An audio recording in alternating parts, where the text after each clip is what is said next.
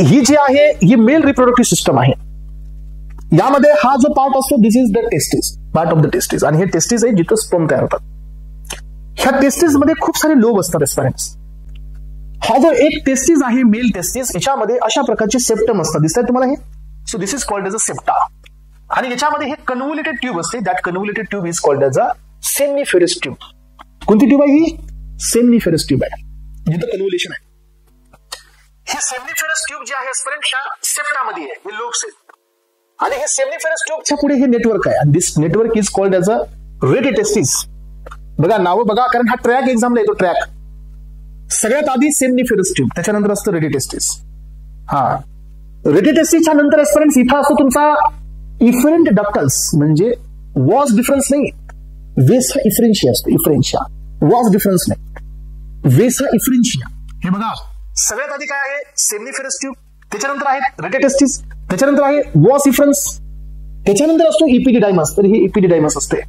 याचे बी 3 भाग असतात. इपिडिडायमिसचे कोडा, कॅपुट आणि कॉर्पस असे 3 लोकेशन असतात त्याच्यामध्ये. सो इथं तुमचा हा बॉडी, हा टेल आणि हा हेडवाला असतो, असे 3 भाग असतात. आणि याच्यानंतर ही चालू गेली वरती. This is called as a vas deferens. हा आपण वॉस डिफरन्स पर्यंत पोहोचलो होता. आणि लक्षात ठेवायचं एस्पेरेंट, स्पर्म कुठे तयार होतात? तर ह्या सेमनिफेरस ट्यूबच्या मध्ये स्पर्म तयार होतात. आणि याच प्रोसेसला आपण स्पर्मॅटोजेनेसिस म्हणतो. Right, this process is called as a spermatogenesis. Sperm कुठे तयार होतात? या सेमनिफेरस ट्यूब मध्ये.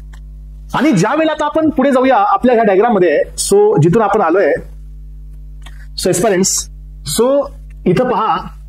मग आता इथून आपण वरती आलो. ही वॉस डिफरन्स आहे. तर ही वॉस डिफरन्स इथून आली रोटेशन करत करत. इथं हा डायलेटेड पार्ट असतो, दॅट इज अँप्युलर रिजन. आणि ही इथं ओपन झाली. दिस इज कॉमन ओपनिंग डक्ट और कॉमन इजॅक्युलेटेड डक्ट.